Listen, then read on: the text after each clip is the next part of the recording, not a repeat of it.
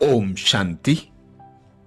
बाप दादा बच्चों की रिजल्ट देख रहे थे कि आदि से अब तक हर एक बच्चा हिम्मत के आधार पर मदद के पात्र कहां तक सहज पुरुषार्थी बन आगे बढ़े हैं, कहां तक पहुंचे हैं। तो क्या देखा?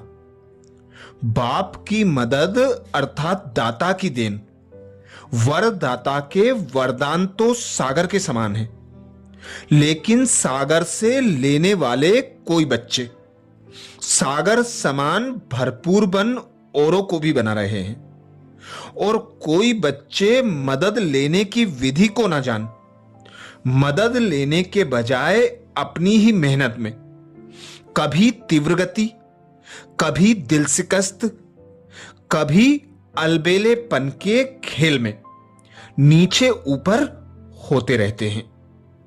और कोई बच्चे कभी मदद कभी मेहनत, बहुत समय मदद भी है, लेकिन कहां कहां अलबेलेपन के कारण मदद के विधि को अपने समय पर भूल जाते हैं, और हिम्मत रखने के बजाय अलबेलाई के कारण अभिमान में आ जाते हैं कि हम तो सदा पात्र हैं ही, बाप हमें मदद ना करेंगे तो किसको करेंगे? बाप बंधा हुआ है। इस अभिमान के कारण हिम्मत द्वारा मदद की विधि को भूल जाते हैं। अलबेलेपन का अभिमान और स्वयं पर अटेंशन ना देने के कारण अभिमान मदद से वंचित कर देता है। समझते हैं अब तो बहुत योग लगा लिया, ज्ञानी तू आत्मा भी बन गए, योगी तू आत्मा भी बन गए, सेवाधारी भी बहुत नामी ग्रामी बन गए, सेंटर्स इंचार्ज भी बन गए, सेवा की राजधानी भी बन गई, प्रकृति भी सेवा योग्य बन गई, आराम से जीवन बिता रहे हैं। यह है अटेंशन रखने में अलबेलापन। इसलिए यहां जीना है वहां तक, इसलिए जहां जीना है वहां तक पढ़ाई और संपूर्ण बनने का अटेंशन, बेहद के वैराग्य वृत्ति का अटेंशन देना है। इसे भूल जाते हैं। ब्रह्मा बाप को देखा अंतिम संपूर्ण कर्मातीत स्थिति तक स्वयं पर, सेवा पर, बेहद की वैराग्य वृत्ति पर, स्टूडेंट लाइफ की रीति से अटेंशन देकर निमित्त बनकर दिखाया। इसलिए आदि से अंत तक हिम्मत में रहे, हिम्मत दिलाने के निमित्त बने। तो बाप दादा के नंबर 1 मदद के पात्र बन नंबर 1 प्राप्ति को प्राप्त हुए। भविष्य निश्चित होते हुए भी अलबेलेपन में नहीं रहे। सदा अपने तीव्र पुरुषार्थ के अनुभव बच्चों के आगे अंत तक सुनाते रहे।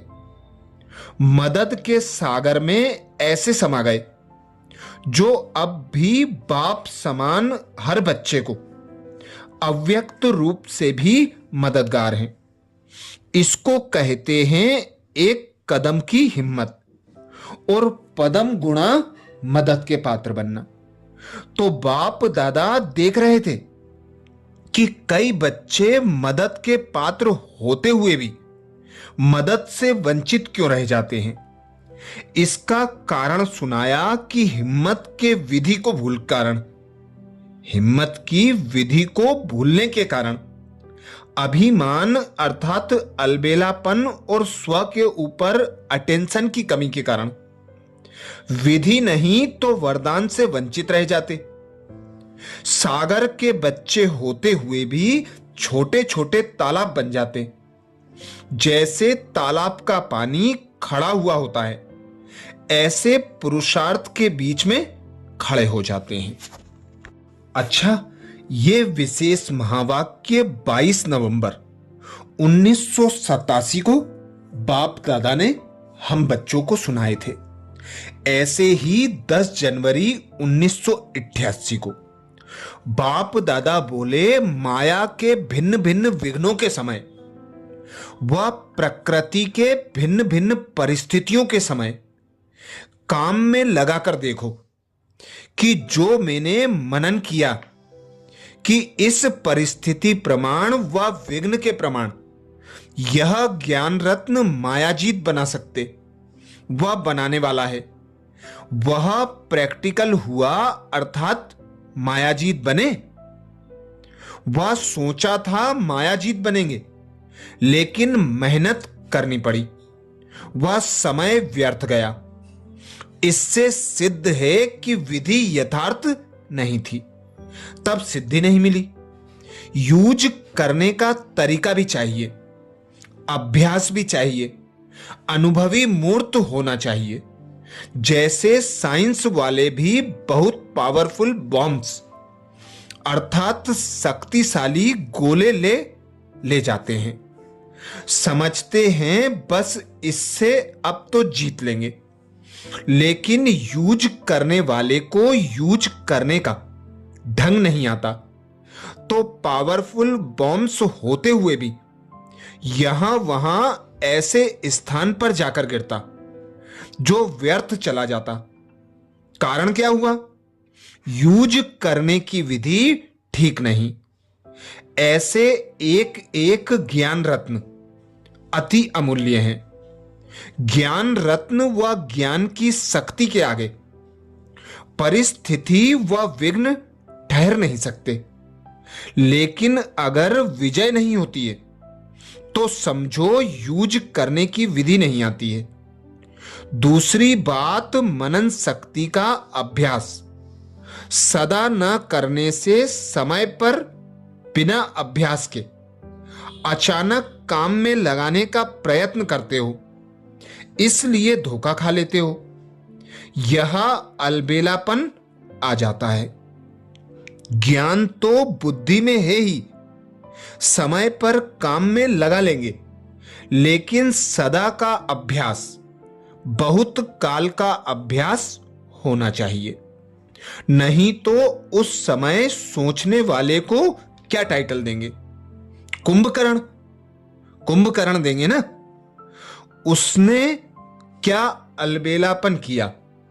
यही सोचा ना कि आने दो, आएंगे तो जीत लेंगे। तो ऐसा सोचना कि समय पर हो जाएगा, यह अलबेलापन धोखा दे देता है।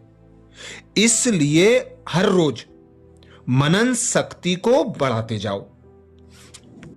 ऐसे ही 20 फरवरी 1988 को बाप दादा बोले, सेवा बढ़ना यह ड्रामा अनुसार बना हुआ ही है। कितना भी आप सोचो, अभी तो बहुत हो गया, लेकिन ड्रामा की भावी बनी हुई है। इसलिए सेवा के प्लान्स निकलने ही हैं और आप सबको निमित्त बन करनी ही है। यह भावी कोई बदल नहीं सकता। आप चाहो ना चाहो, बाप करा ही लेगा। बाप चाहे एक